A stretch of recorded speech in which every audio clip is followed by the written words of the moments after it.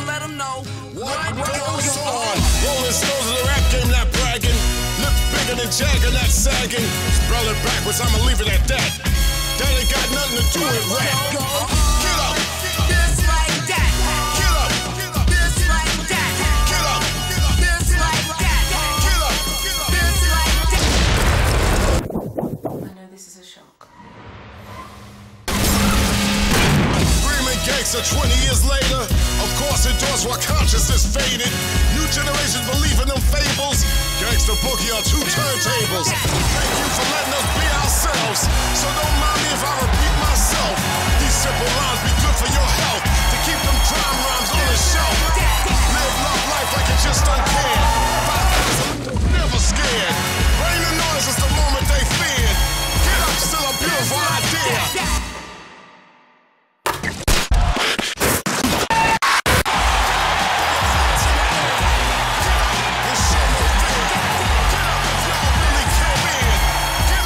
C'est fini. Donc vous avez compris que c'était la publicité pour les Jeux paralympiques de 2012.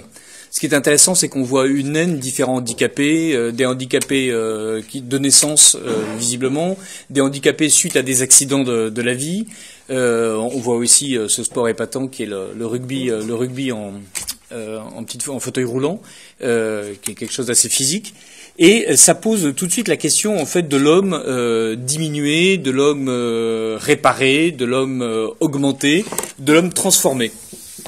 Dans un avenir proche, on peut imaginer que une partie des personnes que vous avez vues auront l'air comme vous et moi en parfaite forme, vous en tout cas, et que les nains n'existeront plus, non plus que les trisomiques, et donc il y aura une humanité totalement rénovée, une humanité fabriquée, une humanité transhumaine, qui aura réussi à éliminer le problème de la maladie, le problème du déficit, le problème du handicap, et peut-être même le problème de la mort.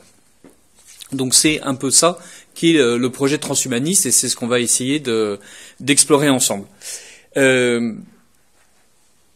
Le Comité consultatif national d'éthique pour les sciences de la vie et de la santé a fait paraître plusieurs recommandations, et il y a en ce moment au moins un organisme européen, un organisme national qui travaille sur cette question.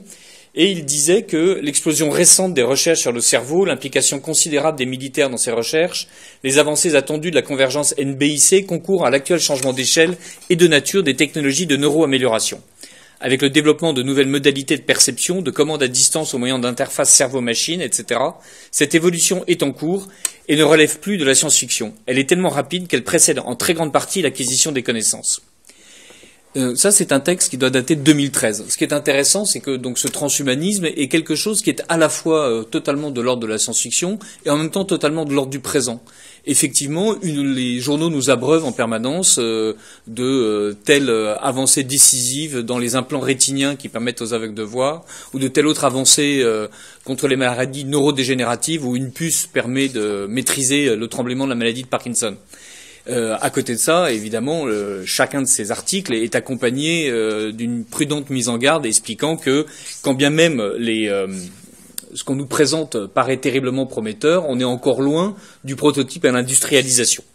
C'est sans doute l'une des choses les plus intéressantes qui est à observer dans cette évolution transhumaniste, c'est qu'il y a une très forte promesse, qui est à peu près d'ailleurs la promesse qu'on retrouvait avec le nucléaire, ou la promesse que les météorologues nous faisaient il y a 80 ans, ou la promesse que ceux qui avaient inventé la vapeur nous avaient faite, et que sans doute ceux qui ont inventé la roue avaient faite aussi, qui était de dire c'est génial, on est en train d'avancer à grands pas, demain la Lune, après-demain Mars, et le surlendemain un homme absolument parfait et des femmes aussi.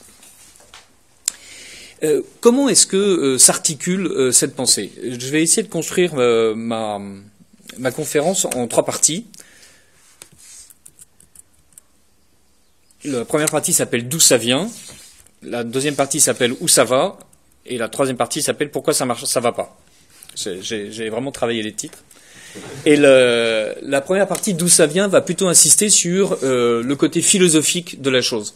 Et donc plutôt que de se lancer d'emblée dans qu'est-ce que c'est que la convergence NBIC et les implants cochléaires ou ce genre de trucs, on va plutôt parler de l'arrière-plan philosophique de cette ce transhumanisme, de ce courant qui est à la fois un mouvement philosophique, ou en tout cas un mouvement de pensée, à la fois un projet industriel, à la fois un projet financier, à la fois un projet de société, autrement dit, qui est l'un de ces globi-boulgas dont les Américains sont fervents, et qui, comme dans tous les globi-boulgas américains, réussit effectivement à conquérir le monde, et à conquérir surtout les bons esprits et les beaux esprits.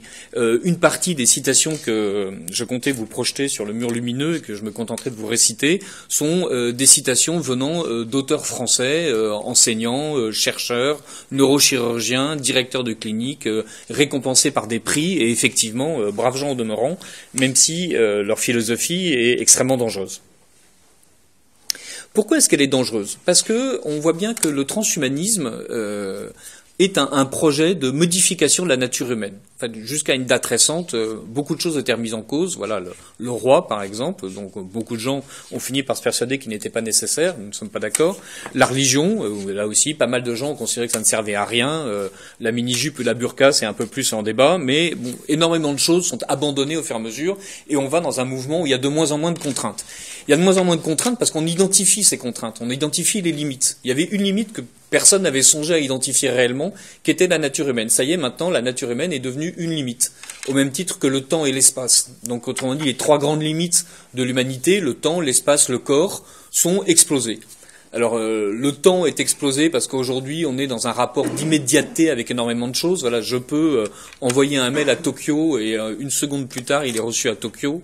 Je peux m'amuser, si je veux, à faire des algorithmes de calcul à haute fréquence pour les transactions financières où il y a 1 million d'opérations en 1/10 de seconde. Le temps, d'une certaine manière, n'existe plus. L'espace aussi est, d'une certaine manière, annihilé, soit par la rapidité des transports, soit par les interfaces numériques qui me permettent de parler à quelqu'un qui est extrêmement loin. Le corps lui-même, qui était censé être la limite ultime, est en train de se transformer. Il y a des expériences de décorporation, il y a des expériences où on peut, avec la pensée, agir à distance sur d'autres éléments. Vous avez sans doute vu des reportages, ou vous pourrez voir des reportages sur les expériences qui sont menées soit dans une clinique de neurochirurgie justement à Grenoble, soit dans certains des centres de recherche de l'INRIA, donc l'Institut national de recherche en informatique et sur les automatismes, où en fixant une interface, on est capable de composer un mot, et ce mot déclenche une action qui fait qu'il y a un bras mécanique qui comprend qu'il doit déplacer un verre ou pousser une balle. Donc on arrive aujourd'hui à s'affranchir des limites du corps.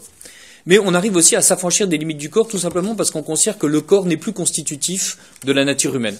Et c'est là où le transhumanisme est le plus intéressant et évidemment le plus terrifiant. Dans la revue Chimère, donc qui est une revue française très imprégnée par ce qu'on appelait la French Theory, autrement dit tous les philosophes de la déconstruction, Deleuze, Guattari, Derrida, Foucault, on nous dit, au lieu d'être tout simplement des ennemis du corps, toutes ces nouvelles formes d'hybridation, autrement dit d'hybridation mécanique, d'hybridation entre personnes, d'hybridation avec l'animal, pourquoi pas, peuvent nous offrir de nouvelles voies d'accès à un corps qui ne serait plus une prison ou un tombeau, mais un plateau. Alors, je ne vous fais pas les guillemets, mais voilà, il y a prison, tombeau, plateau. Région d'intensité continue qui ne se laisse pas arrêter par des frontières extérieures, celles de la nature, donc les guillemets soulignent l'ironie d'un concept, ou de l'organisme, là aussi, des guillemets pour bien nous montrer que tout ça n'a pas beaucoup de sens, mais qui procède par modulation, vibration et variation d'intensité. Donc le corps, ce n'est plus nous.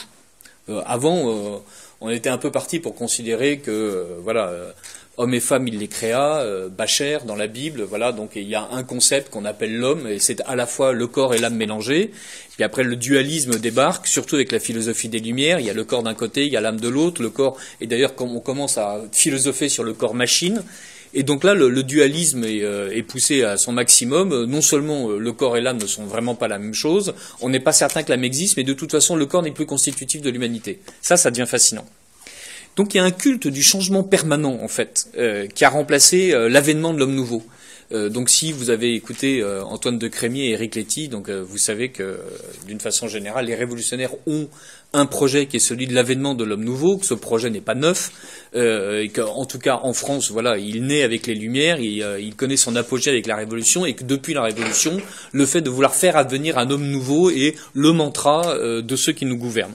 Alors, à défaut de réussir à faire advenir un homme nouveau, ils essaient régulièrement de tuer l'homme ancien, dans lequel ils sont beaucoup plus efficaces, mais il y avait quand même l'idée d'avoir un homme nouveau, autrement dit, de respecter la nature de l'homme, mais de faire en sorte que cet homme nouveau réalise pleinement ses potentialités. Maintenant, on est passé vraiment à autre chose. C'est-à-dire, il y a un culte du changement où je ne dois pas me réaliser en tant qu'homme, je dois me réaliser en tant qu'autre chose. Je dois me réaliser en tant que moi. Mais un moi qui est irréductible aux autres. On pousse l'individualisme très loin. Là, pour le moment, on peut considérer que vous et moi sommes de même nature et que le fait d'être de l'humanité nous réunit fortement. Bientôt, avec le transhumain, si j'ai envie, moi, de m'hybrider pour faire en sorte d'avoir des ailes dans le dos, pendant que vous choisirez de vous laisser pousser des branchies pour aller dans l'eau, évidemment, il y a un moment donné où ça va devenir extrêmement complexe. En tout cas, nous nous sentirons pas pareil. Voilà, je serai papillon, tu seras carpe, voilà, donc nous ne serons plus ensemble. Et effectivement, c'est possible. Et c'est quelque chose qui est de l'ordre même du probable. Après tout, on peut considérer que si le but de ma vie est d'accumuler les expériences, j'ai un corps qui est plastique, qui est une machine, qui est considérée comme une machine, et en tant que corps-machine, je peux me permettre de l'interfacer avec le monde extérieur sous forme d'exosquelette pourvu d'ailes ou d'exosquelette pourvu de branchies, ou même pourquoi pas, si définitivement ma pratique des sports extrêmes m'entraîne à être perpétuellement en train de plonger dans l'eau, pourquoi pas me faire greffer des branchies, sachant qu'un jour je pourrais me les faire dégreffer pour me faire greffer autre chose ailleurs. Je laisse votre imagination parcourir le champ du possible. Le conservateur, lui, évidemment, par rapport au progressiste qui est prêt à devenir papillon ou carpe, lui ne veut rien conserver, il veut tout conserver, et en fait, il a juste peur du changement dans ce paradigme-là. Le conservateur est juste un type qui n'a pas absolument compris la richesse des potentialités de la chose. Alors que les gens du transhumanisme nous expliquent que cette humanité transformée, avec plusieurs modalités, il y a les transhumanistes durs, vraiment matérialistes, vraiment utilitaristes, qui pensent que tout est permis puisque la nature n'existe pas, et il y a le courant français, un peu gauchiste, un peu mou du genou, dirigé par Kernel de Technoprog. Je vous conseille le site Technoprog, qui est vraiment très bien dans le genre, et qui nous dit que la société des immortels sera une société où on sera plus riche parce qu'on travaillera plus longtemps mais on dépensera moins pour se soigner, une société plus apaisée, il y aura moins de délinquance chez les vieux car un citoyen âgé est un citoyen heureux. Alors évidemment, comme il vise le fait d'avoir 953 ans d'espérance de vie, il est certain que entre 277 et 278 ans, la puberté étant vraiment totalement consommée, il y a moins de chances qu'on se frappe. Plus écologique, voilà, les vieux soignent l'environnement, préserver la surpopulation par la baisse de la natalité, et d'ailleurs les transhumanistes nous expliquent que plutôt que de se lancer dans un génocide que les natalistes vont forcément nous obliger à commettre, puisque si on laisse la population croître, on ne pourra pas se partager les ressources, au contraire, en adoptant un point de vue transhumaniste, c'est-à-dire en se débarrassant de la maladie, de la mort et de la fécondation, on peut réguler les naissances d'une façon tout à fait normale et faire en sorte de ne tuer personne, puisque tout le monde sera vivant, mais que personne n'aura besoin d'enfanter. Donc une espèce de résolution de l'explosion démographique qui est tout à fait aimable et un peu technologique. On a l'impression, évidemment, en entendant ce genre de délires qui ne sont pas si délirants que ça, évidemment je les présente d'une façon farcesque, mais les transhumanistes les présentent comme étant évidemment autant de progrès pertinents. Dire après tout, je suis malade, j'ai envie d'être guéri, oui, ça paraît bien. La mort m'effraie, j'ai envie de vivre plus longtemps, parfait, c'est légitime. La fécondité est un fardeau, et il y a des milliers d'enfants qui meurent en bas âge ou même intra-hétéro dans le monde, eh bien très bien, on va faire des utérus artificiels, vous allez être débarrassé du fardeau et on va pouvoir faire en sorte de produire les enfants d'une façon rationnelle. Tout ça paraît légitime, tout ça ne paraît pas complètement fou. Tout ça peut paraître effectivement pertinent, progressiste, techniquement sûr et rationnel. Il y a juste évidemment un défaut, c'est qu'on a l'impression que la condition humaine est fautive, que en fait non seulement la nature humaine n'existe plus, mais qu'en fait ce qui reste de la nature humaine, c'est le fait qu'elle est profondément pécheresse, viciée, faussée, pécamineuse, et qu'elle ne peut être sauvée qu'à condition de la transformer radicalement. L'alternative, c'est le cyborg ou la mort. L'humain est obsolescent. Donc les scénarios héroïques des transhumanistes nous disent il faut qu'on sauve l'humain de la mort, il faut qu'on sauve l'humain de la maladie. La mort est devenue la grande ennemie. mais elle n'est plus inévitable, elle n'est plus quelque chose qui s'impose à nous tous. En fait, jusqu'à maintenant, nous vivons dans une sorte d'inintentionnalité. Voilà, je suis homme, soit de sexe mâle, soit de sexe féminin. Je suis vivant, je suis né d'un père et d'une mère. Je mourrai, je serai vraisemblablement enterré, incinéré, cryogénisé. Il y a plusieurs techniques. Donc la mort s'impose à moi comme à vous tous. Là, je peux, à un moment donné, considérer qu'au contraire, la mort est juste une disruption. Et donc, je peux considérer que la mort est l'ultime défaut mécanique que je vais pouvoir réparer. Et là, à ce moment-là, on commence à s'écarter. C'est-à-dire, celui qui aura décidé de ne pas mourir va considérablement s'écarter de celui qui choisira de continuer à mourir. Donc là, on commence réellement à supprimer le dernier commun qui paraissait être la condition humaine par excellence. Donc cette condition humaine se dissipe avec cette mort qui, potentiellement, n'existerait plus. Laurent Alexandre, un médecin dont vous entendez sans doute parler, qui a fait une très bonne conférence sur TEDx, que je vous conseille de regarder, et qui est aussi un chroniqueur régulier du Monde, du monde des sciences, explique régulièrement, quand il fait ses conférences, que dans la salle, il y a forcément quelqu'un qui vivra 200 ans. Je vous livre cette chose réconfortante, surtout pour ceux qui sont en train de chercher leur premier CDI. Et nous allons continuer en regardant exactement ce que Kurzweil et les autres veulent dire. Kurzweil et les autres disent qu'il y a un point qui est le point de singularité. Ce point de singularité, c'est celui où ce ne sont plus les humains qui développeront les nouvelles technologies, mais en fait les nouvelles technologies qui se développeront elles-mêmes. Et donc au service de l'humain, bien sûr, qui aura réussi à gouverner raisonnablement la cybernétique pour faire en sorte que la machine ne révolte pas contre lui. À un rythme qui est censé dépasser notre entendement. La civilisation aux mains des cyborgs et des surhommes génétiquement modifiés permettra d'avoir une intelligence répandue dans le monde entier et dont nous pourrons user librement. Revenons un peu aux Lumières. Maintenant qu'on a vu le dessin qui est celui des transhumanistes. Pour les Lumières, il n'y a pas de limite. Et donc le progrès et la religion du progrès que les Lumières vont imaginer font que le progrès est un outil qui doit identifier la limite, et à peine la limite identifiée, doit pousser à la dépasser, la transgresser, la repousser, l'annihiler, plus haut, plus vite, plus loin, plus libre, dans l'ordre du physique comme dans l'ordre du moral. La royauté, la religion, les mœurs, l'éthique, le langage et la notion même d'humanité, tout ce qui est contraint et tout ce qui me contraint doit être détruit. Le corps lui-même, donc comme je vous le disais en introduction, est vu comme une machine et le dualisme corps-esprit prévaut, sachant que la perfectibilité infinie que réclament les Lumières est déjà au XVIIIe siècle une perfectibilité dans l'ordre du sensible, du corps, de la nature, comme dans l'ordre du social et du moral. C'est-à-dire déjà, il faut corriger ce qui est physique. Et l'expansion morale, très rapidement, devient se veut d'ailleurs être le synonyme de l'extension du domaine du connu. Et donc confusément au nom, de même les encyclopédistes prétendent être très éclairés parce qu'ils maîtrisent les techniques. Alors, pour la petite histoire et pour ceux qui connaissent bien la F, Pierre Gaxot, lui, a lu l'encyclopédie et explique que ce qu'il y a en matière de technique à l'intérieur de l'encyclopédie est déjà obsolète par rapport à l'état des sciences et des arts de l'époque où l'encyclopédie paraît. Mais peu à peu, on nous expliquera que la locomotive et l'adultère, l'électricité et la libre pensée, le nucléaire et l'athéisme sont quasiment équivalents et synonymes. Autrement dit, que celui qui est du côté du progrès technique est du côté du progrès moral et du côté du progrès social. Avec toujours ce frein que même si le communisme et le nazisme veulent un homme nouveau, ils veulent un homme nouveau mais fixe. C'est-à-dire une fois qu'advenue la race nouvelle, une fois advenue la nouvelle société, il n'y a aucune raison d'en changer. C'est la fin de l'histoire et plus rien ne se passe. On est au paradis communiste ou au paradis nazi, au paradis de la Révolution française et ce paradis-là, en revanche, est intangible, infrangible et éternel. Pas question d'en changer. Alors évidemment, en cours de route, la société n'est pas intacte. Le fait, on va changer énormément de choses, et notamment tout ce qui est de l'ordre de la transmission.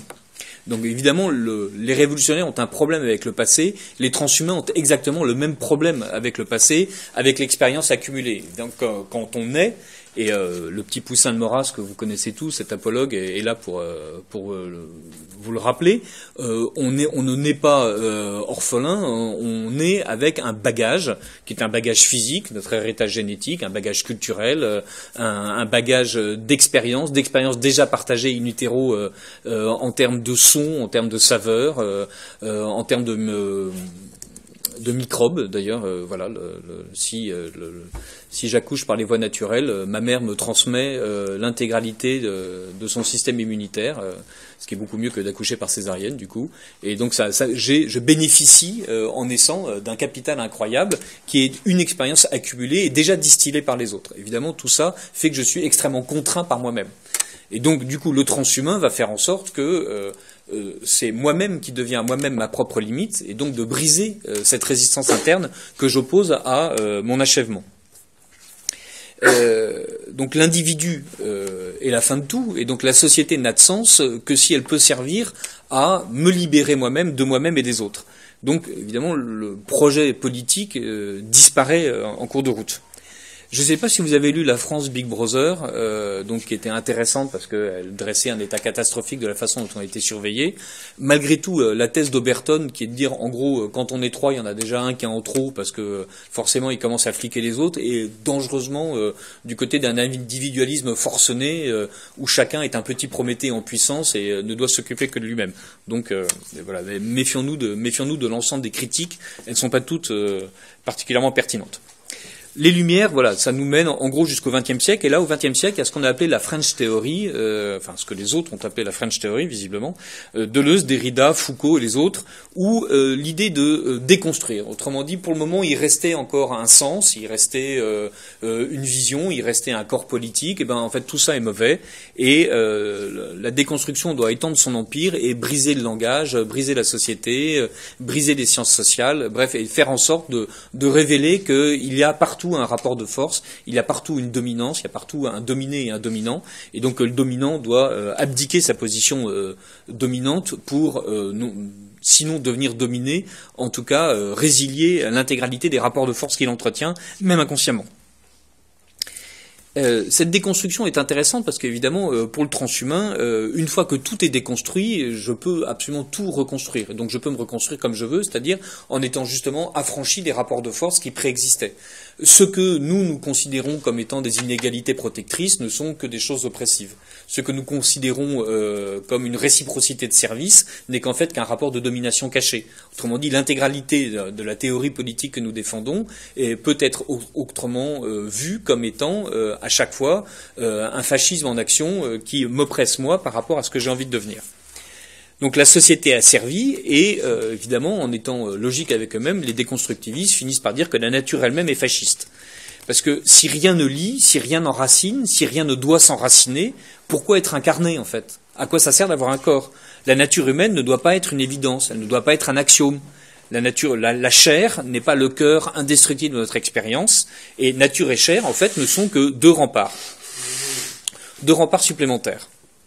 Chantal Delsol, dans un ouvrage récent, dont je viens fortuitement d'oublier le titre, nous dit « Je pense que nous avons aujourd'hui un programme démiurgique analogue avec la volonté d'égalisation, l'ardeur à supprimer les différences, la récusation des questions existentielles, le défi lancé à la mort avec le post-humanisme, enfin le refus de la finitude de l'imperfection, avec cette idée que tout dans le passé était mauvais. » Et c'est exactement ce que nous disent, d'une certaine manière, les transhumains. Si je peux m'épanouir, je dois m'épanouir, et même ce désir d'épanouissement devient ma propre loi. Donc je n'accepte d'être contraint que par moi-même, mais en revanche, cette contrainte-loi pèse fortement sur moi. Et on en arrive à Judith Butler, que vous connaissez, qui est l'un des théoriciens LGBT, qui nous dit qu'elle propose rien de moins que la reconstruction de la réalité, la reconstruction de l'humain. Ce qui est intéressant, c'est une petite parenthèse, c'est qu'on voit que l'intégralité de nos ennemis sont cohérents. C'est-à-dire on a raison de ne pas les aimer, ils ont raison de considérer qu'ils sont nos ennemis, puisque quel que soit le champ social qu'on examine, ce champ de cette culture technique devenue folle, ce champ de la société profondément transformée, ce champ de la famille profondément détruite, à chaque fois c'est cohérent, et c'est la même idée qui prévaut, la même idée démiurgique d'un homme capable de s'accoucher lui-même et son Dieu. On va faire une deuxième parenthèse, c'est-à-dire que, alors même qu'on détruit l'idée de nature, voilà, le concept de nature comme étant quelque chose qui est difficile à définir, mais qui s'impose à nous par l'évidence, voilà, où malgré tout, je vous regarde, vraisemblablement, je n'ai pas des lapins, des papillons, des carpes en face de moi, on fait tous partie de la même race, c'est sans doute une chaise, vraisemblablement, ceci est une table, voilà. Donc, la nature n'existe plus en tant que concept qui me permettrait d'identifier des objets similaires, de constituer des groupes sociaux, elle n'existe plus que comme l'ensemble de la biosphère et du système stellaire. Donc ça, voilà, la nature n'existe plus que comme ça. Mais il y a une chose qui est posée comme naturelle dans le discours des transhumanistes et des philosophes qui gravitent autour d'eux, c'est la volonté permanente d'adaptation et de transformation. Autrement dit, la seule chose qui est considérée comme naturelle, c'est le fait d'aller contre la nature. Mais ça, en revanche, c'est quelque chose qui est vraiment de l'ordre de l'évidence pour eux. Ne pas être d'accord avec eux, c'est religieusement effrayant. D'ailleurs, les gens n'en discutent pas. Ils se contentent de vous dire vous êtes un sale réactionnaire, vous n'avez rien compris au sens du progrès. Et donc voilà, le fait de ne pas être naturellement pour l'anti-nature est le seul crime naturel. La tentation démiurgique des Lumières, de la révolution, des totalitarismes est portée à son comble donc avec le transhumanisme. Donc les démiurges veulent façonner un humain, mais un humain si neuf qu'il s'affranchit de sa propre nature et s'hybride avec n'importe quoi, et surtout chez les transhumanistes avec la matière. Il triomphe de la mort, il triomphe de l'enfantement, il triomphe même de la vie, parce que dans son ardeur à nier les différences et à ne promouvoir que l'individu, évidemment, l'émancipation qui devient l'unique vérité incapable d'être discutée, mène malgré tout à des cul-de-sac absolument solipsistes. C'est-à-dire, voilà, je veux pouvoir augmenter mes expériences, mais je veux pouvoir être absolument maître des expériences que j'ai, je veux ne pas dépendre des expériences qui m'ont précédé, je veux, si ça se trouve, d'ailleurs, ne pas transmettre mes propres expériences, je veux pouvoir les capitaliser et les enregistrer, au contraire, je veux pouvoir m'en débarrasser. Après avoir été carpe, j'ai envie d'être lapin, et bien donc j'oublierai mon vécu carpe pour ne plus être que dans un vécu lapin, en essayant malgré tout de rester moi au passage, ce qui est sans doute compliqué. Puisque donc dans l'idée d'une accumulation des connaissances, dans l'idée d'une accumulation des expériences, donc je stockerai ces expériences dans un espace digital dans lequel je piocherai à volonté. Mais donc là aussi les transhumains, donc on a l'impression que je dis n'importe quoi, les transhumains parlent d'uploader le cerveau dans un ordinateur. Kurzweil travaille depuis quelques dizaines d'années à reconstituer d'un point de vue informatique son père défunt, et donc pour faire en sorte de pouvoir redialoguer avec lui, et donc considérant que l'intelligence artificielle qu'il aura créée à partir des souvenirs de son père aura en fait la même qualité substantielle que son père. Voilà, donc à chaque fois, malgré tout, on se dit mais quel est le mode d'emploi qui permet, dans ce genre de projet, de vérifier que c'est bien toujours moi qui suis en train d'opérer et pas quelqu'un d'autre, ou bien qu'est-ce que j'aurais perdu dans le processus. Bon, les transhumains ne répondent pas à ça. Les transhumains ne répondent pas à ça parce que si le projet est de se transformer perpétuellement, du coup, il n'y a pas de souci. Voilà, de même que mes cellules se renouvellent, mes souvenirs se renouvelleront, mes expériences se multiplieront, elles s'annihileront, c'est pas grave. Voilà, l'essentiel est de vivre, mais dans une vie, voilà, où étant devenu totalement individu, je n'ai même plus besoin d'être moi-même d'une certaine manière. Bon, évidemment, ce n'est pas exactement comme ça que les transhumanistes présentent la chose. Donc on voit bien que l'égalité face à la mort dans cette histoire va disparaître avec différentes modalités qui sont donc principalement ma capacité financière à m'augmenter d'une façon sécurisée médicalement et sécurisée dans le temps de maintenance. Voilà. Si effectivement j'ai les moyens de me greffer des jambes bioniques, un œil qui me permet de voir comme un aigle, des oreilles qui me permettent d'entendre comme une chauve-souris, et de stocker mes souvenirs et de régulièrement de changer de matos, d'avoir une maintenance, de ne jamais être infecté par aucune des opérations, effectivement, ce sera bien. Il y a quand même des chances que ça me coûte assez cher. Kurzweil lui-même, qui se dope à coups de pilules chaque jour, dépense quelques milliers de dollars chaque jour dans ces traitements alimentaires. Pourquoi est-ce que je vous parle beaucoup de Kurzweil? Donc Kurzweil a été embauché par Google pour diriger l'université de la singularité, qui est le grand temple du transhumanisme dur, du post-humanisme matérialiste. Donc évidemment Kurzweil en ce moment est en train d'influencer la politique de Google en matière d'achat de sociétés spécialisées dans l'intelligence artificielle, l'acquisition de données digitales, l'acquisition de données auditives, l'acquisition de données visuelles, et d'une façon générale dans tout ce qui tourne autour de ce qu'on appelait auparavant la cybernétique. Donc les transhumains nous expliquent que chacun se conçoit seul et que chacun va pouvoir aller au bout de lui-même, mais en oubliant quand même quelque chose qui est le fait que les transhumains dépendront de tous ceux qui produisent les extensions, de tous ceux qui produisent les ordinateurs, de tous ceux qui produisent les interfaces. Sous prétexte de transformation personnalisée, il y a en fait une convergence économique, financière et commerciale de l'ensemble des dispositifs. Et à défaut de m'appartenir à moi-même, j'appartiendrai certainement à tous ceux qui produisent l'ensemble des dispositifs dont je prétends m'augmenter. Donc j'augmenterai certainement le chiffre d'affaires de l'ensemble des sociétés qui produisent les choses. Je m'augmenterai peut-être au passage, mais surtout je ne m'augmenterai que dans la mesure où je piocherai dans le catalogue des dispositifs disponibles. Donc je ne peux m'augmenter qu'à condition qu'un marché ait été repéré. Pour les ailes de papillon ou pour les nageoires de carpe. Voilà. Si jamais j'ai envie d'avoir une queue d'hippocampe et qu'on considère que c'est peanuts, je n'aurai jamais ma queue d'hippocampe. Donc d'où ça vient, on l'a un peu vu. Voilà, où ça va, je vais me permettre de vous donner une autre petite récréation.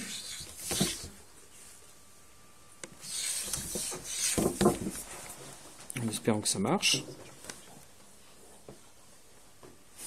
Voilà.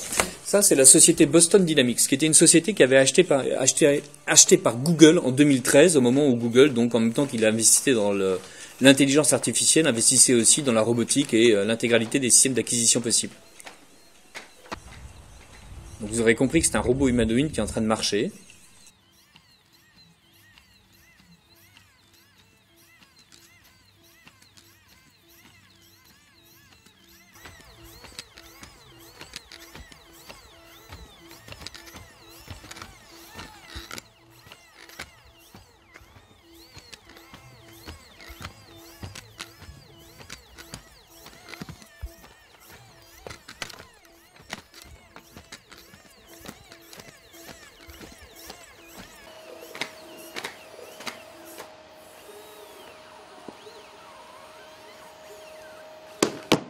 Cet homme est méchant avec ce robot. Et c'est exactement ça, c'est assez amusant parce que donc, une partie des gens comme moi qui sont vieux et méchants avons surtout été intéressés par les capacités de préhension et de déplacement du robot.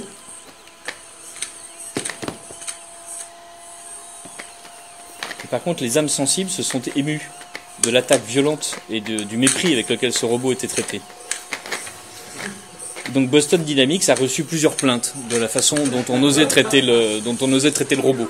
Donc ce qui est intéressant, parce que quand on dit qu'on y est déjà, c'est-à-dire dans le fait de s'interfacer avec des robots, si des gens sont assez neuneux pour considérer que le fait de frapper un robot est quelque chose de pas cool, comme frapper un chien, frapper quelqu'un, on est déjà dans une conception d'une humanité qui excède largement la façon dont on avait de considérer que nous existions en tant qu'hommes, qu'il y avait les machines à côté, et qu'après tout, si le grille-pain tombe, le grille-pain n'est pas un être sensible, et il a le droit de souffrir en tant que grille-pain sans que je me sente coupable. Là, avec le robot de Boston Dynamics, non.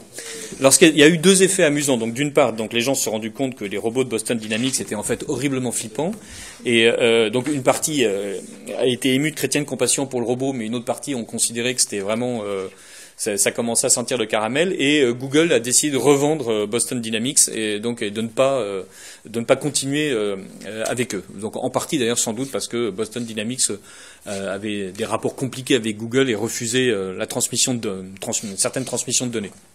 Donc là, où ça va? C'est-à-dire, ça va là. C'est-à-dire que une partie des choses qui paraissaient être impossibles, pour ceux qui suivent Boston Dynamics, il y a 2 ans, ils avaient fait courir un chien.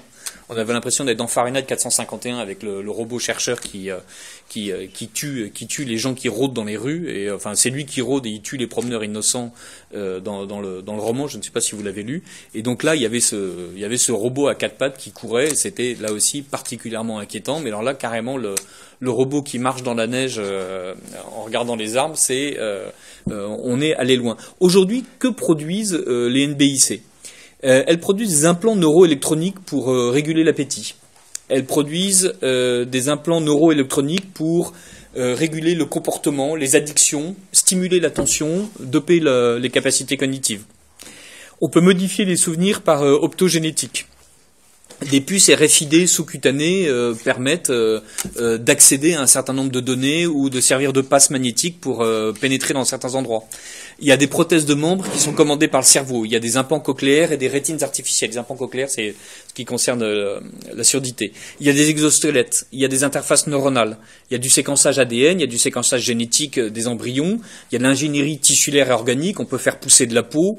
Il y a des dispositifs de réalité augmentée. Il y a des objets connectés. Il y a la big data. Il y a l'intelligence artificielle. Il y a même des intelligences artificielles qui deviennent racistes en 24 heures, comme vous l'avez suivi récemment. Voilà. Autrement dit, on est très content parce que Microsoft, d'une certaine manière, s'est pris un vent, mais en même temps, c'est absolument formidable et absolument terrifiant. Cette intelligence artificielle est capable de devenir raciste en 24 heures. Donc, autrement dit, cette intelligence artificielle a été extrêmement réussie. Elle est tombée sur des gens qui avaient envie de lui apprendre n'importe quoi, mais en 24 heures, elle a réussi à magnifiquement apprendre n'importe quoi et à réagir toute seule et à répondre d'une façon admirable à ceux qui lui demandaient de dire n'importe quoi. Donc, autrement dit, d'une certaine manière, d'un point de vue politiquement correct, c'est un fail, mais du point de vue de l'intelligence artificielle, j'ai oublié le nom de la jeune intelligence artificielle, Tail ou un truc dans ce goût-là, est une réussite incroyable. Et où ça va? Donc, ça va vers le fait d'être passé d'une médecine qui soigne à une médecine qui répare, la mort étant la panne ultime qui résiste. Donc, cette convergence NBIC, qu'est-ce que c'est? C'est un ensemble de techniques qui sont donc les neurosciences, les nanotechnologies, plutôt on va commencer par les nanotechnologies, donc autrement dit faire en sorte d'usiner des machines extrêmement petites. Il y a déjà des nanoparticules, il y a déjà des nanotechnologies qui sont à l'œuvre. Certains fabricants de chaussettes mettent des nanoparticules d'argent dans les chaussettes, puisque l'argent étant réputé être un microbicide, ça supprime les mauvaises odeurs. Le B, c'est pour la biologie moléculaire. Vous avez sans doute suivi dans l'actualité scientifique. En matière de biologie moléculaire, on était capable aujourd'hui d'usiner finement les ADN avec une technologie qui s'appelle CRISPR et qui permet en fait de séparer des fragments d'ADN et de remplacer le fragment qui a été subtilisé par un fragment sain pour reprogrammer la cellule. C'est quelque chose qui marche très bien, très facilement. Les Chinois en ont profité pour déjà bricoler quelques embryons humains, qui hélas n'étaient pas viables. Après le bricolage en tout cas. Le I, c'est l'intelligence artificielle, on vient d'en parler. Donc l'intelligence artificielle, c'est le fait de mimer le comportement humain avec plusieurs types d'intelligence artificielle qui sont plus ou moins capables de mimer plusieurs choses. On mime admirablement bien la mémoire, on mime tellement bien la mémoire d'ailleurs que la mémoire d'une intelligence artificielle est incomparablement supérieure à la mémoire du cerveau. Après ça, il y a d'autres choses qui sont à mimer dans le cerveau, comme la capacité à prendre des décisions avec un très faible nombre de données. Par exemple, je tombe amoureux, c'est une décision que j'ai prise avec un très faible nombre de données, un résultat généralement très aléatoire. Et voilà, donc là pour le moment les intelligences artificielles n'en sont pas là, mais on continue à aller dans cette direction, c'est-à-dire à faire en sorte que d'introduire de la logique floue, d'introduire de la capacité d'apprentissage. Ce qu'on appelle le deep learning, c'est que les machines sont capables d'être apprenantes, c'est-à-dire en fait au fur et à mesure qu'elles reçoivent des données, elles sont capables de les organiser. Donc la machine qui a gagné récemment contre un joueur de Go était ainsi formatée selon ces principes qu'on appelle du deep learning. Vous aurez la gentillesse de ne pas me demander de vous les expliquer. Évidemment, je ne les connais pas et je n'y comprends rien. Mais c'était des intelligences artificielles, donc qui n'étaient pas juste dans l'augmentation des capacités mécaniques, si je veux dire, arithmétiques du stockage des données, qui étaient véritablement dans la capacité à avoir des schémas d'apprentissage. Et le C, donc, c'est pour ce qu'on appelle les sciences cognitives, autrement dit, dire comment est-ce que le cerveau fonctionne. Et évidemment, plus on comprend comment le cerveau humain fonctionne, plus l'intelligence artificielle est capable de mimer ce cerveau, plus les nanotechnologies sont capables à terme d'embarquer des ordinateurs réduits dans des instruments minuscules, et plus la biologie moléculaire nous permet de faire en sorte de programmer un nanorobot intelligent en fonction d'une tâche qu'on leur a donnée, mais qui sera capable de réagir avec son environnement. Donc là, c'est la convergence NBIC qui, dans les faits, n'existe pas. On n'a pas encore de nanorobot particulièrement intelligent capable de rentrer et de réparer ma moelle épinière si tant est qu'elle était endommagée. Mais à terme, on voit bien que toutes ces technologies forment un ensemble où on essaye de maîtriser le vivant quasiment au niveau atomique. Et de faire en sorte qu'à chaque fois, je puisse manipuler l'humain comme je manipule une matière première. cette transformation, évidemment, elle n'est pas que dans le fait de réparer. On a vu tout à l'heure avec le premier exemple, voilà que il y a des nains, il y a des gens qui sont nés sans mains, sans bras, il y en a qui sont devenus aveugles, d'autres qui sont devenus manchots. Donc, évidemment, on est capable d'imaginer des prothèses qui permettraient de réparer complètement l'homme. Alors, pour le moment, il y a un delta incroyable entre ce qu'on nous montre, voilà, un type qui arrive à bouger 2 doigts mécaniques par la seule force de sa pensée, et ce qu'il aimerait sans doute faire, c'est-à-dire attraper une tasse de café et la boire. Donc là, on n'y est pas encore, mais on voit bien que on est passé d'un humain abîmé, cassé, à un humain restauré. Mais pourquoi pas aller plus loin, c'est-à-dire effectivement, donc à défaut d'être une carpe et un lapin, comme je le disais d'une façon si drôle, on peut désirer avoir un œil avec un implant rétinien qui me permet de voir, mais du coup je peux augmenter, si je veux dire, les capacités de cet œil. Je peux très très bien faire en sorte que les capacités que la puce qui est mon implant rétinien, me permettent de voir dans un premier temps, et là pour le moment effectivement certains aveugles arrivent à distinguer des choses, et au fur et à mesure, et selon les transhumanistes évidemment, et comme d'habitude avec tous les progressistes, ce n'est qu'une question de technique, ce n'est qu'une question de temps, et on finira par y arriver, et autrement dit le chemin est tracé, et il y a que des broutilles techniques qui sont à régler. Au fur et à mesure, je pourrais par exemple enregistrer ce que j'ai vu. Je pourrais augmenter le spectre, c'est-à-dire je pourrais me doter d'une vision infrarouge ou ultraviolet. Je pourrais avoir une vision de nuit. Voilà. Et donc peu à peu, et après tout pourquoi pas, peu à peu je déplace le curseur et donc je vais aller loin. Donc quand il s'agit de voir comme ça loin, à la limite pourquoi pas. Mais ce que nous disent les gens transhumains, c'est par exemple Daniel Cohen, généticien. Je crois en la possibilité d'une nouvelle évolution biologique humaine consciente et provoquée, car je vois mal l'Homo sapiens attendre patiemment et modestement l'émergence d'une nouvelle espèce humaine par les voies anachroniques de la sélection naturelle. Donc ça, on voit bien le côté vraiment prométhéen, le côté vraiment démiurgique, c'est-à-dire, puisqu'on sait faire, et en fait on ne sait pas faire, mais puisqu'on croit qu'on sait faire, autant le faire. Autant faire advenir une nouvelle humanité, comme si d'ailleurs l'humanité dont tout le monde nous dit que c'est un chemin qui était programmé, c'est une magnifique succession de hasards heureux, ou au contraire on s'aperçoit qu'il y a de plus en plus d'informations à l'intérieur de la matière informée, comme le disaient, donc évidemment pas des transhumains, mais plutôt des gens comme Trémontant. Donc cette évolution qui nous amène là où nous sommes, et donc dont on reconnaît la pertinence, on a envie de la précipiter, on a envie de l'accélérer, on a envie de l'emmener quelque part. Et ceux qui ont envie de le faire, ce sont par exemple les gens du Parti socialiste, comme Corinne Narassiguin, qui nous dit « Les socialistes doivent réfléchir et débattre de cette nouvelle étape de l'évolution humaine pour redéfinir ce qu'est l'humanisme au XXIe siècle. Nous ne l'aurons pas. Si une avancée technologique est possible, quelqu'un la mettra en œuvre, que nos sociétés y soient prêtes ou non. Quand on constate notre incapacité à organiser un débat intelligible et apaisé sur la GPA, pratique issue d'une technologie médicale vieille de plusieurs décennies, on peut s'inquiéter de notre capacité à préparer la société française aux débats éthiques nécessaires sur ces nouvelles technologies de l'humain. » Voilà. Donc le côté prométhéen est marqué, le côté prométhéen est net. Ces gens-là veulent faire advenir une nouvelle humanité où il ne s'agit pas seulement d'être réparé, il s'agit d'être transformé et il s'agit surtout de performer. Voilà. La grossesse me gêne, utérus artificiel. Je n'ai pas d'enfant, GPA. Alors la GPA est un peu loin du transhumanisme, mais malgré tout, on voit bien que là aussi qu'il y a l'idée que j'ai une mécanique vivante à ma disposition qui est la femme à côté de moi. La femme à côté de moi, elle a un utérus en bon état de marche. Donc je peux louer cet utérus. Après tout, c'est logique, je ne suis qu'une machine. Kurzweil le dit, enfin les philosophes comme Lamétrie le disaient, mais Kurzweil l'assume.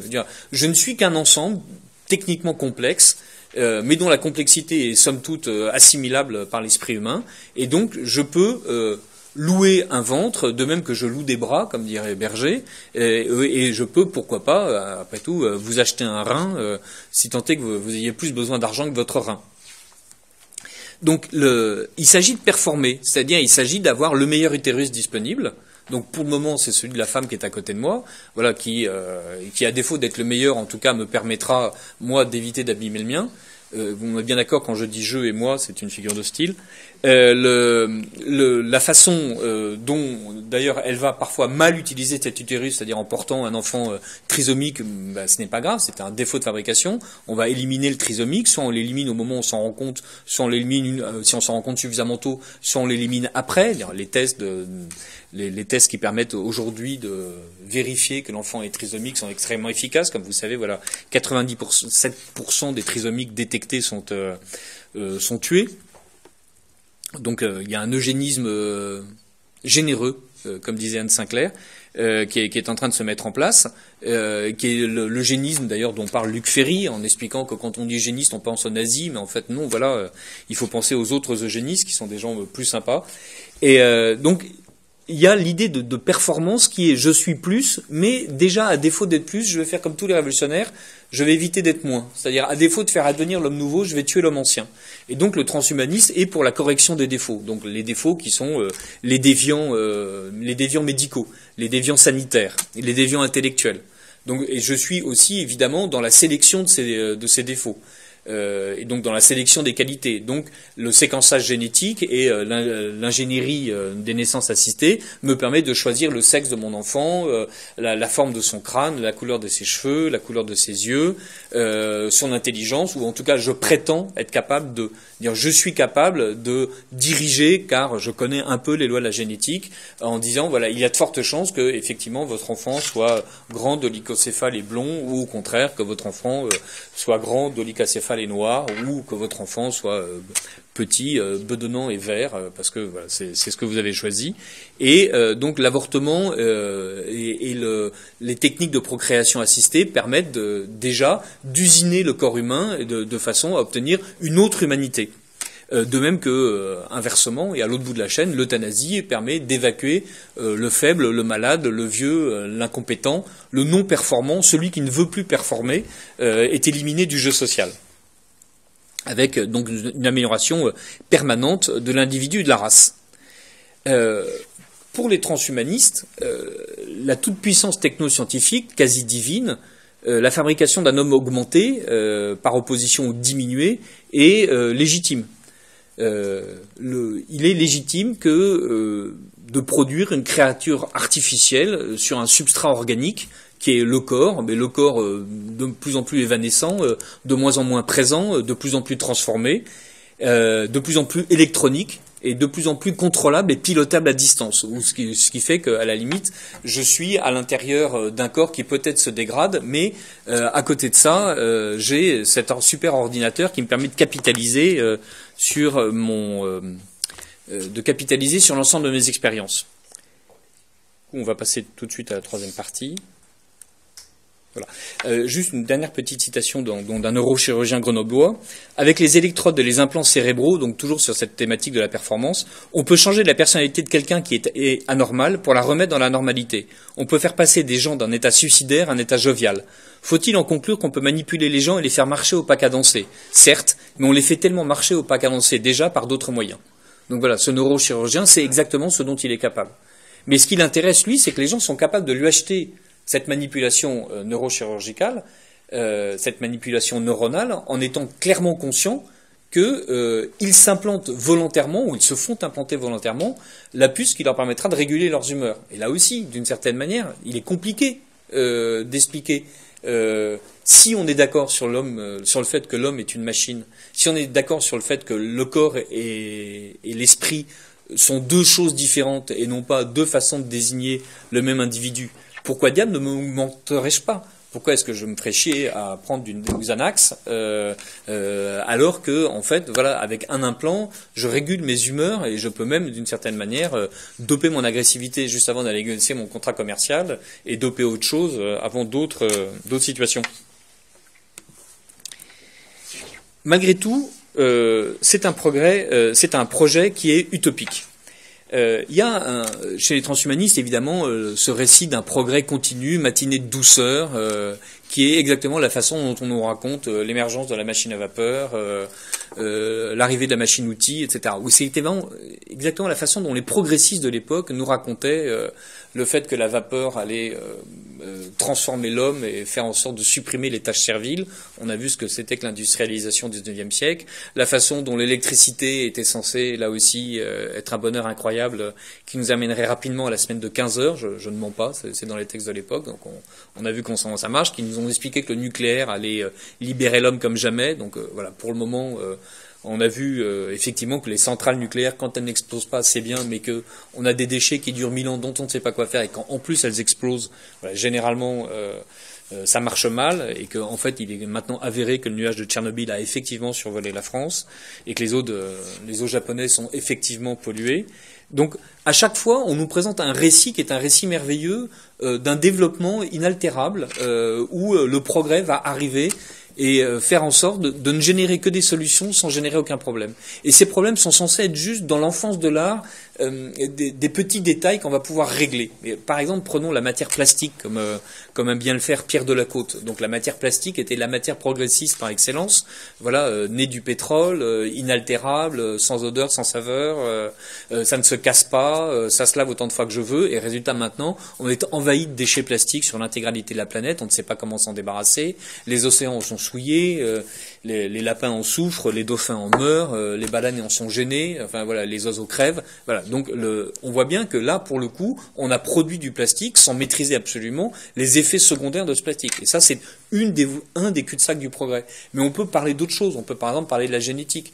Au moment où Aldous Huxley imagine le meilleur des mondes, on est dans les années 30 et déjà la génétique est connue et déjà on peut préfigurer ce que sera la génétique. On est en 2016. Est-ce qu'il y a une seule thérapie génique qui a permis de guérir la mucoviscidose? Est-ce qu'il y a une seule thérapie génique qui a réellement été industrialisée de telle sorte qu'on soit capable de guérir une maladie? Non. Voilà, pour le moment, on progresse. Et à chaque fois, on nous annonce que les progrès sont énormes. À chaque fois, on nous annonce qu'on vient de percer une barrière. Et c'est vrai, effectivement, on a percé une barrière. Mais en revanche, on est incapable d'industrialiser d'une façon sociale, c'est-à-dire à un coût raisonnable, l'efficacité de la chose. On est même d'ailleurs incapable de prouver que la chose est efficace. On en pressent les possibilités, mais là, ça fait quand même près de 80 ans qu'on en pressent les possibilités. Au début du XXe siècle, on expliquait que les météorologues faisaient des avancées incroyables sur la compréhension du climat. C'est vrai. Bon, enfin là, en 2016, on est toujours incapable, à 24 heures près, de savoir exactement où il va pleuvoir, et on n'a pas été capable de prévoir les gels qui viennent de ravager les vignes du côté de Saint-Nicolas de Bourgueil. Et il y a comme ça un certain nombre d'avancées scientifiques qui sont très réelles, mais qui pour autant ne débouchent jamais sur l'utopie sociale qu'on nous garantissait. Elle ne débouche jamais sur le contrôle de la nature qu'on nous garantissait. Et donc là, pour le moment, on a l'impression que les transhumanistes, dans leur rêve de transformation profonde du corps, sont dans la même illusion. C'est-à-dire que, bien sûr, c'est riche de possibilités absolument incroyables. En revanche, la capacité à transformer ces possibilités en un produit réaliste n'existe pas. La capacité à faire en sorte que la société soit réellement transformée par ces techniques n'existe pas. On pourrait toujours parler de la longue litanie d'erreurs mortelles, hein, genre avec les gaz à effet de serre, les métaux lourds, qui nous valent une épidémie de maladies neurodégénératives, la régulation des naissances avec les pilules et l'avortement. Donc l'avortement, on sait ce que c'est, mais on voit ce que, d'un point de vue démographique, ce que ça donne, on n'avait pas escompté. La pilule, on commence à considérer enfin que les pilules de 3e et de 4e génération avaient en fait des effets désastreux sur l'ensemble du métabolisme de la personne qui la prenait. Donc l'adaptation forcenée, qui est le credo du transhumanisme, pour se faire advenir autrement, je m'adapte à une seule contrainte, qui est en fait la contrainte technologique, parce que je considère que la technologie est bonne, que la technologie est neutre, en fait, à chaque fois, fait l'impasse sur les nuisances possibles qui vont être engendrées systématiquement parce que la technologie apporte. Les transhumanistes tombent comme d'habitude dans l'erreur du progressiste qui considère que la technologie est neutre et donc c'est la société qui est mauvaise et qui fait en sorte que la technologie ne soit pas acceptée. Mais pas du tout. Voilà, quand on regarde, voilà, le plastique est effectivement imputrescible. Et donc du coup, il y a un moment donné, il faut se débarrasser du plastique. Donc c'est pas la société qui en a produit trop, c'est que de toute façon, on n'avait pas raisonné l'imputrescibilité du plastique. On l'avait considéré comme une qualité parce qu'on n'était pas dans la pensée du déchet.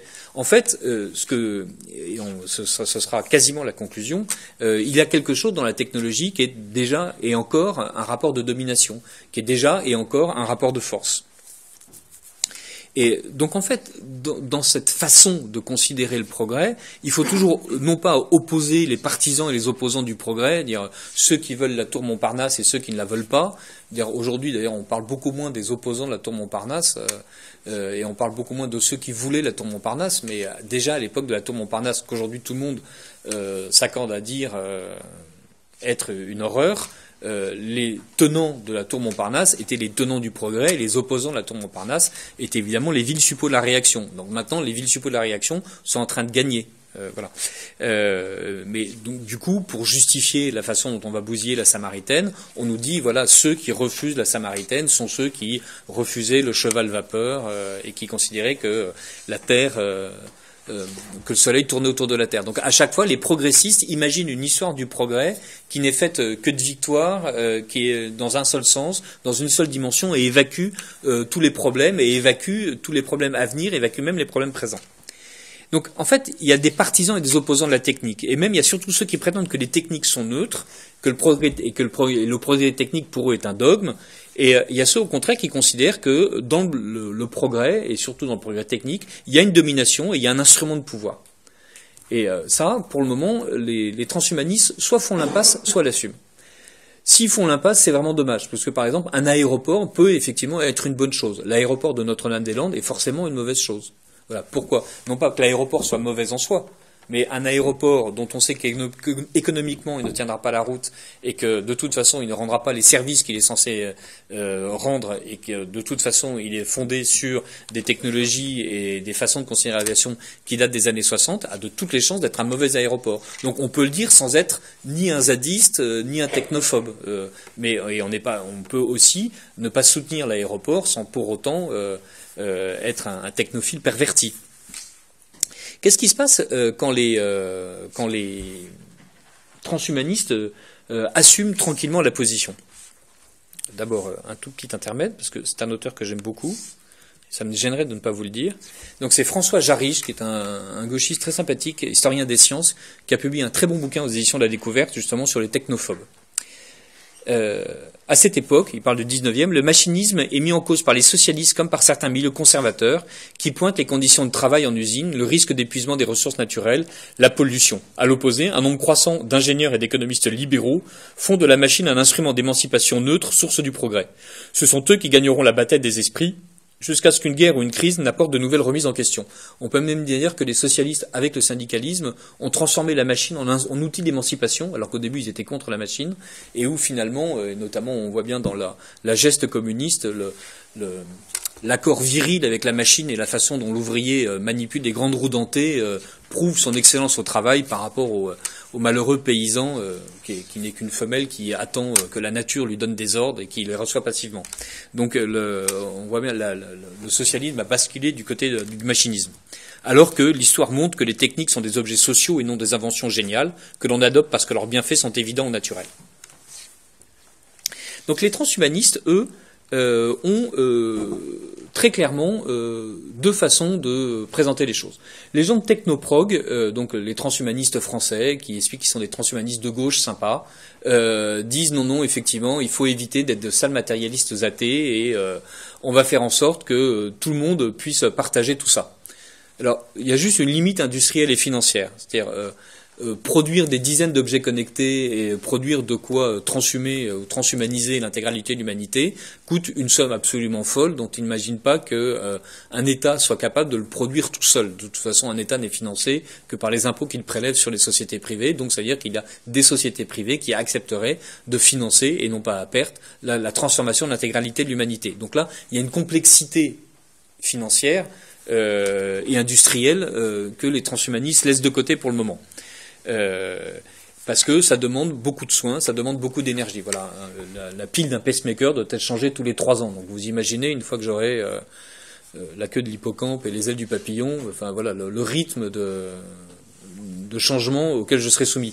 En ce moment, on fait des cœurs artificiels qui sont capables de communiquer par Wi-Fi avec une machine, mais donc là aussi, c'est-à-dire que j'ai une pile à l'intérieur de mon cœur artificiel qui est une machine, un objet connecté, une machine communicante, qui permet effectivement, soit par le biais de mon application smartphone, soit directement par un autre type de relais, de communiquer l'état de mon cœur à mon médecin. Très bien, mais donc ça veut dire qu'à un moment donné, il y a une machine, il y a quelqu'un qui est en train de maintenir le réseau. Donc la maintenance de la chose est absolument incroyable.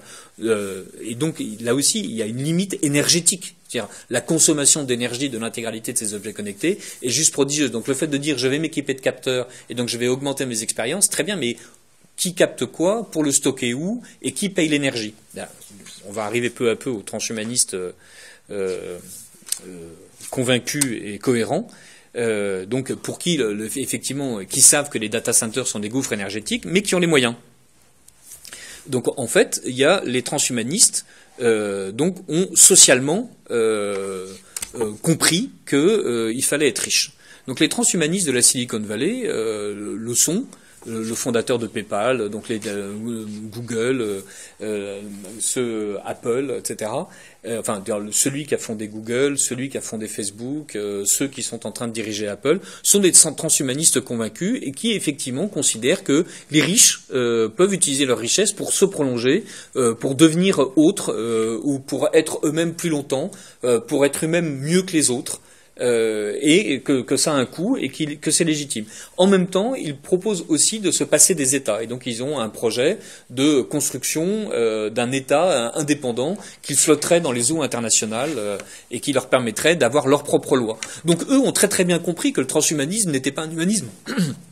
Que le transhumanisme n'est pas du tout quelque chose qui va permettre de sauver l'intégralité de l'humanité de la maladie et de la mort. Ils ont très très bien compris qu'en fait il y avait des riches, il y avait des pauvres, que les riches pourront se payer ce que fabriqueront les pauvres, que les pauvres d'ailleurs seront réduits à des tâches horriblement serviles, parce que ce sont des machines savantes qui construiront d'autres machines savantes et eux seront juste censés vaguement concasser des cailloux à un moment donné pour faire en sorte de nourrir on ne sait pas quoi, et ils ne serviront qu'à ça.